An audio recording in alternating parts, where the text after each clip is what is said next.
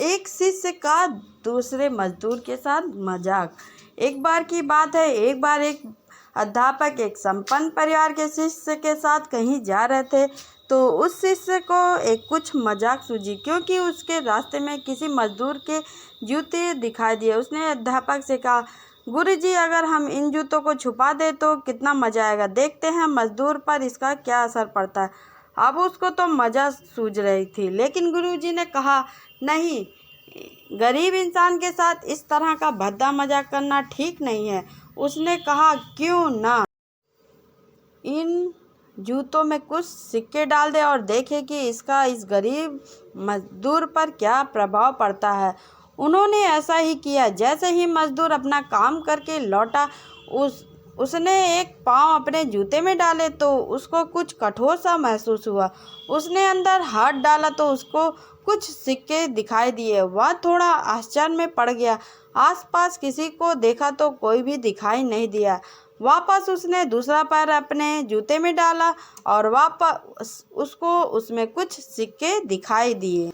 अब दोनों जूतों के सिक्कों को उसने अपने हाथों में रखा और प्रभु की ओर इशारा किया, हे प्रभु, पता नहीं किस भाले मनुष्य ने यह सिक्के मेरे जूते में छुपाए हैं, लेकिन जिसने भी छुपाए हैं उसको मेरी दुआ है, ताकि इन पैसों से मैं अपने और बच्चों पत्नी के लिए कुछ खाना और दवाई ला सकूं। इतना बोलकर वह चला गया। इस बात को शिष्य और अध्यापक दोनों सुन रहे थे। अब अध्यापक ने शिष्य से पूछा कि अब तुम बताओ कि तुम्हें कैसा महसूस हुआ, तुम्हारी पहली वाली मजाक या मेरा यह तरीका।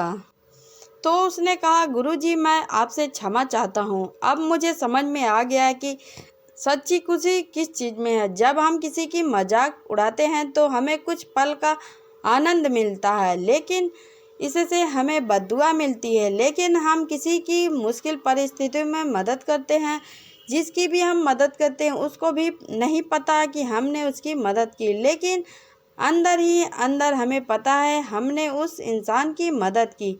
यही सच्ची खुशी है। जब हम दूसरों की खुशी देते हैं तो हमें सच्ची खुशी मिलती है। इसी तरह खुशियाँ बांटते रहिए, लोगों की मदद करते रहिए, दान करते रहिए, जिससे भी आप काबिल हो, जितना भी आपसे बन पड़े दान करें, लेकिन दान जरूर करें। इसका यह मतलब यह नहीं कि आपको कंपल्सरी या अनिवार्य रूप से इतने रुपए दान करने ही चाहिए, क्योंकि हर किसी की ज़रूरत अलग अलग हो सकती है। अगर आप किसी को पैसे का दान नहीं कर सकते हैं तो कम से कम चीज़ों का दान तो कर ही सकते हैं। मुझे पूरी उम्मीद है यह हार्ट टचिंग स्टोरी आपको ज़रूर अच्छी लगी होगी। आपका कीमती समय देने के लिए दिल से शुक्रिया।